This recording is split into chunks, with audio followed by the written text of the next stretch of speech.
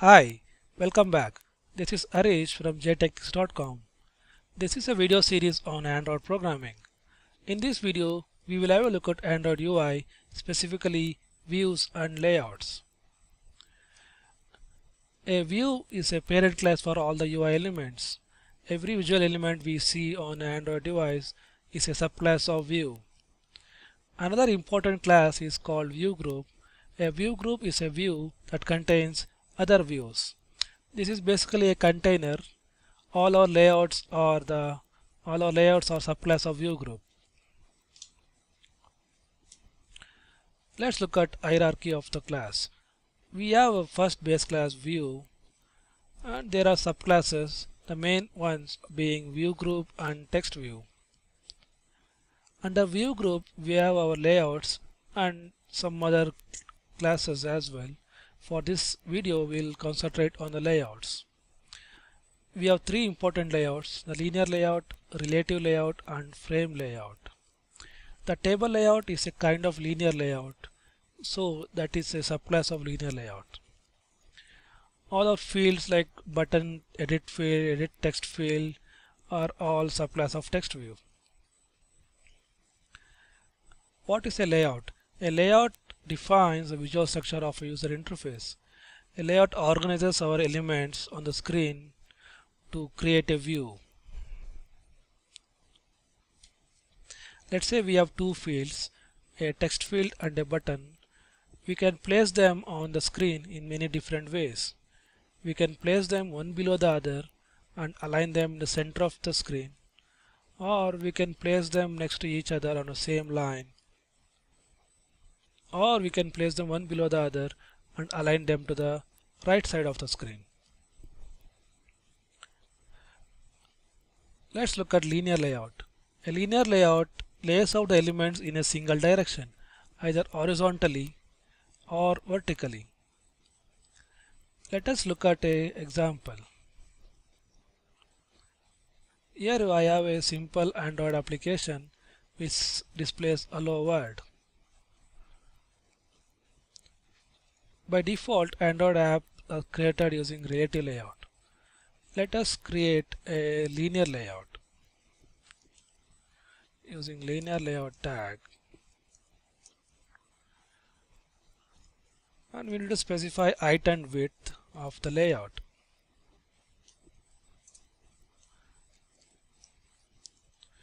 We will get back to what this match parent is in a moment. I will provide the layout height, and we need to specify the orientation of our layout, that is, either we will display the elements horizontally or vertically. Specify the orientation, say vertical. Let's now add few elements. I'll add a text view and I will specify width as match parent. That means it takes the width of its parent. Layout height as wrap content. That means the height of the view will be as much as it can fit the content. I will display a text called hello world. So we have a hello world field. You cannot visually know what's the height and width of this field, so we can add a background color to identify the height and width of the field and provide some color. Now we see this field has taken the complete width of the parent. Now let's copy paste this to add, say, three fields. I will change the color of each of the fields. You can see there are three elements, all one below the other.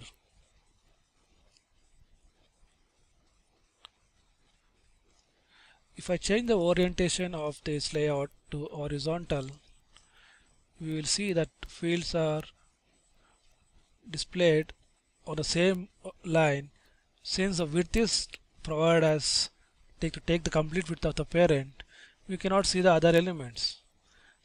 To make them visible, we can change the height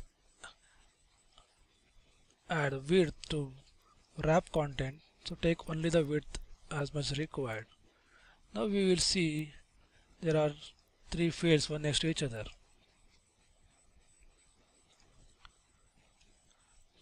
Next we will look at relative layout. In relative layout, each element's position is defined relative to its sibling or its parent. You define a field and we specify where this needs to be displayed. Let's look at a demo. I will delete this and let's create a relative layout. For relative layout also we'll specify the height and width to match parent.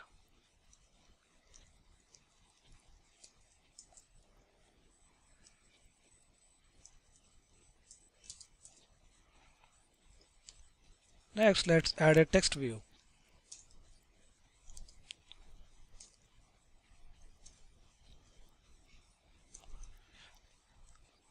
And we'll have a text hello world.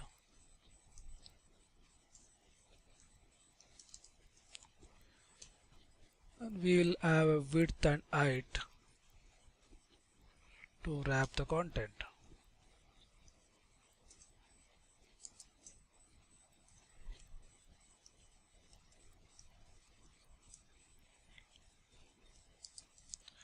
Let's take width as to match the parent. We have hello world text. Let's put a background color to identify where exactly it's positioned.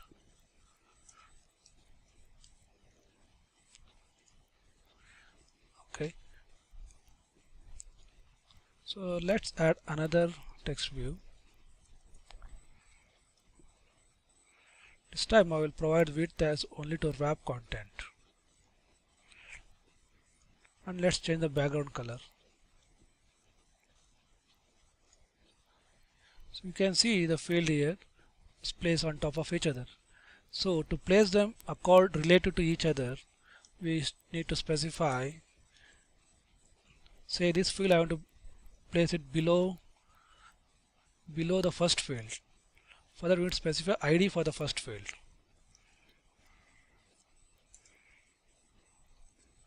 ID I will say view 1 and here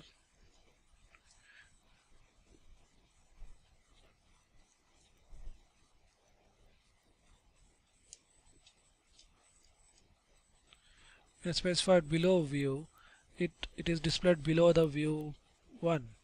Similarly, you can specify it has to be right side of the first view.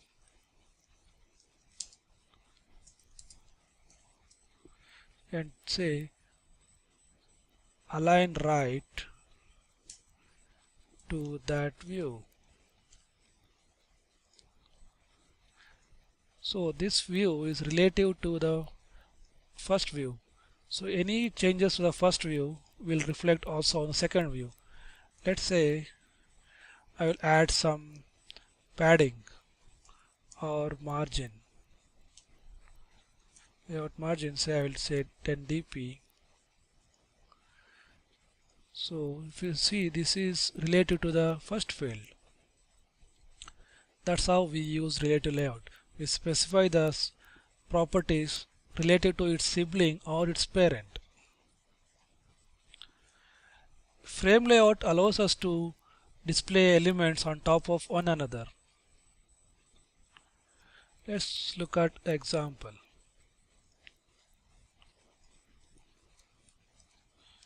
Frame layout. Again we'll specify the height and width for the layout.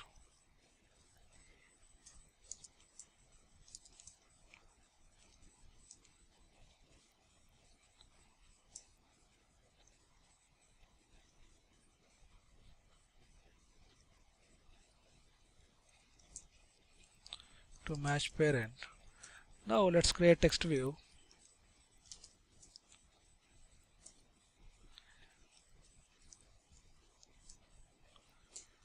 We'll add a background color and let's specify height and width. Say I'll say 300 dp. We will look at what is dp in a short while.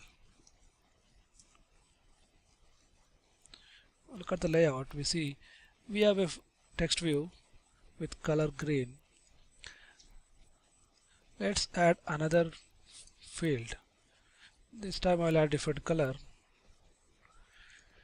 We'll see that element is on top of each other. If I reduce the height and width of second element, you can see both are there on top of each other. We can play with padding, margin and specify the height and weight to place one on top of each other. What's the main use of frame layout is to display the frame.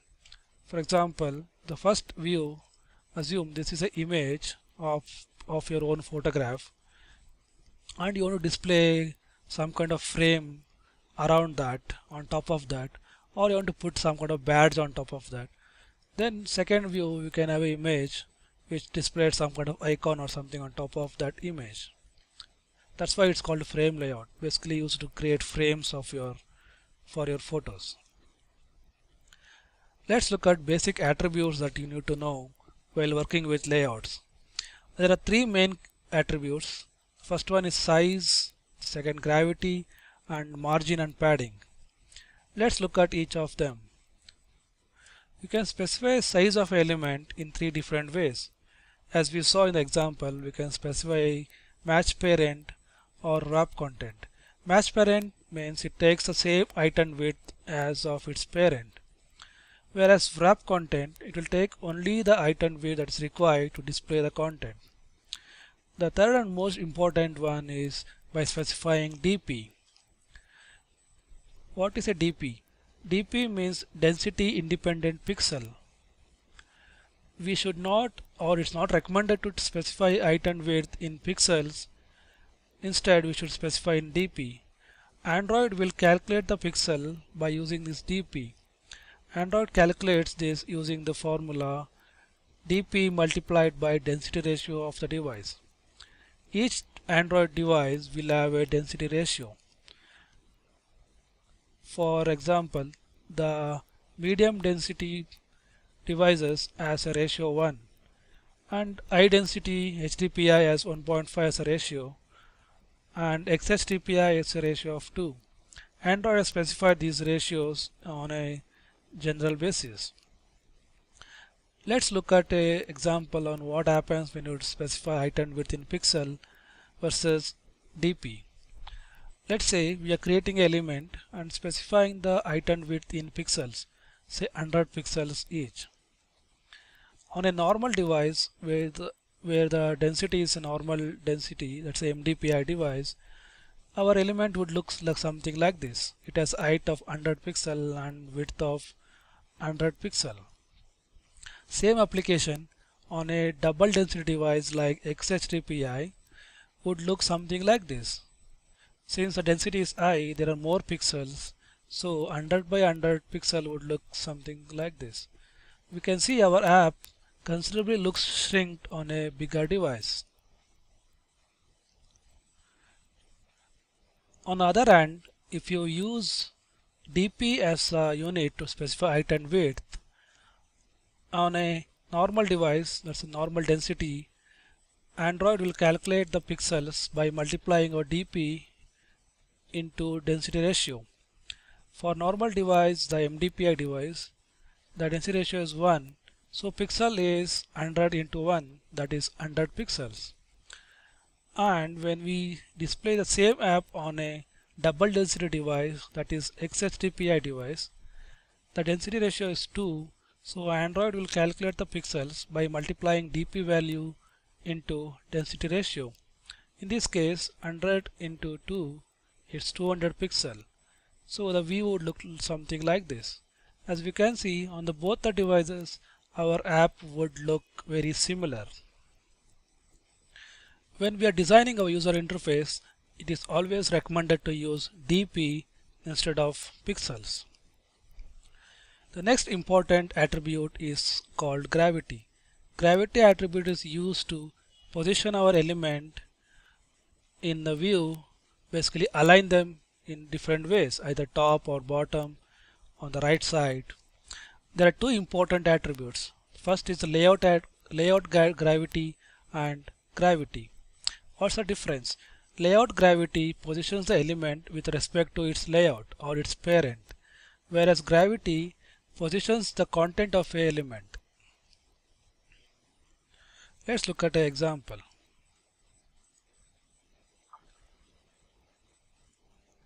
Let's get back to linear layout that we earlier saw.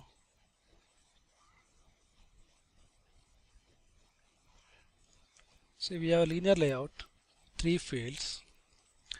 Let's say I will take only one view and specify height, say 200 dp and height of 200 dp. So we see this rectangular shaped view. Let's look at gravity. By default, it is aligned to the left and top.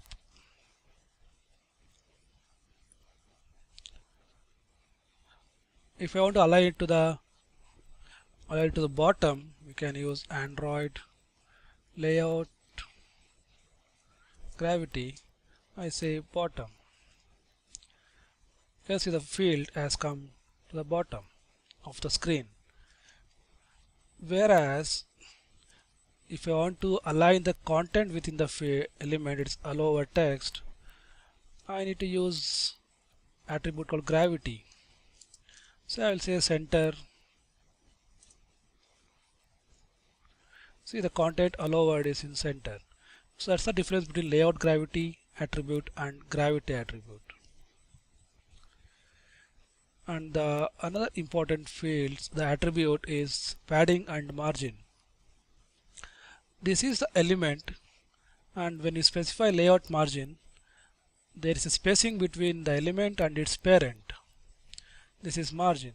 Whereas padding is a spacing between the content and the border of the element. Let's create a simple screen, a login screen using linear layout. We will look at example of nested layouts in this case.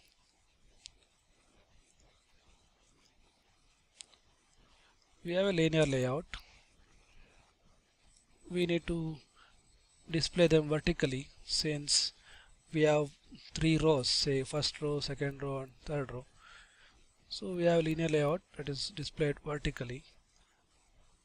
The first I need to add two fields, user and the field. For that I will add a text view.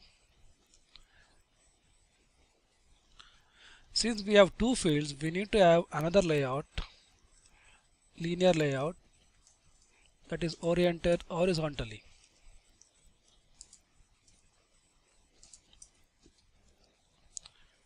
And I will specify height and width to match the parent.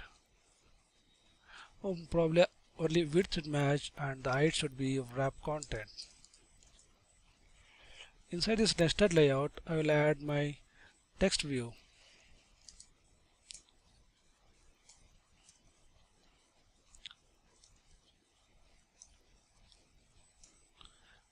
Say user, width to wrap content,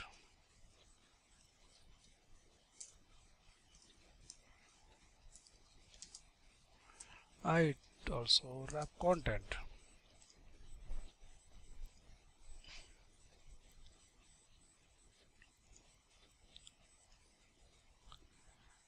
Next we'll have a edit text.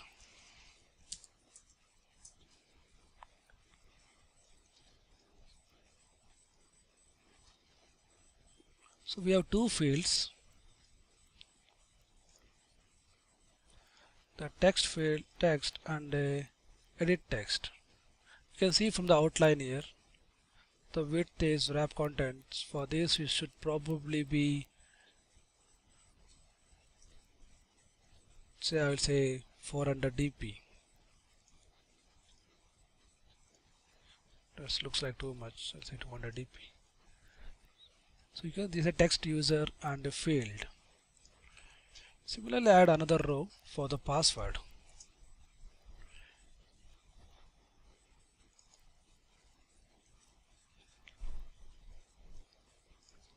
So we have two fields not aligned exactly the way we want.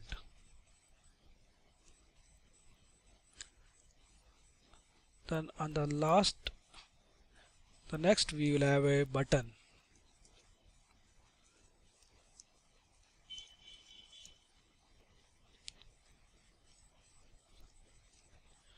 The button we need to align to the right side. So we'll use gravity. Should be layout gravity. So we are aligning the element itself. So button is to the right, but we need to fix these views.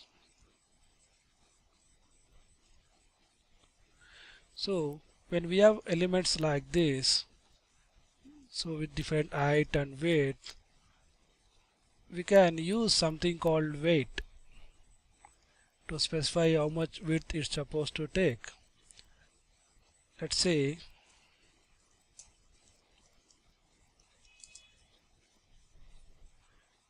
layout weight is say 1, and for text field also you specify 1. What it does is it calculates, it sums up these two weight and divides the width available between those two childs. In this case both will get around 50% width. When a specific weight, we should specify the width as 0 dp. So we can see both fields taking 50% of the spacing. But in our example or in our screen we see the field supposed to take now the more width compared to the text. So we'll change the weight so that edit text gets more weight, that is 2. Now the total width ratio is 3. Out of 3, one part of the 3 is for the text view and the 2/3 of it is for edit text. So it looks much better. So password is here, this is field is here, and we need to align this password to the right of its view. For that we will use again gravity right. So now it looks very similar, the password field and the text field. Let's do same to the user field.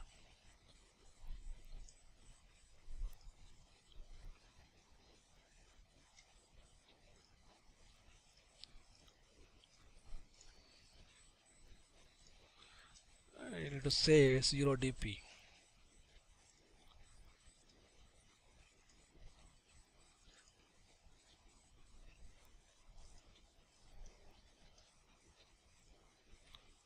So now our visual UI looks much better. Of course the text I specified is supposed to be a values in string XML. That's ideally how we will do that. Just for demo purpose I have put a text inside this XML. So you get the idea. So how you lay out your elements using layout. Thank you for watching. For more videos please visit jtechnics.com.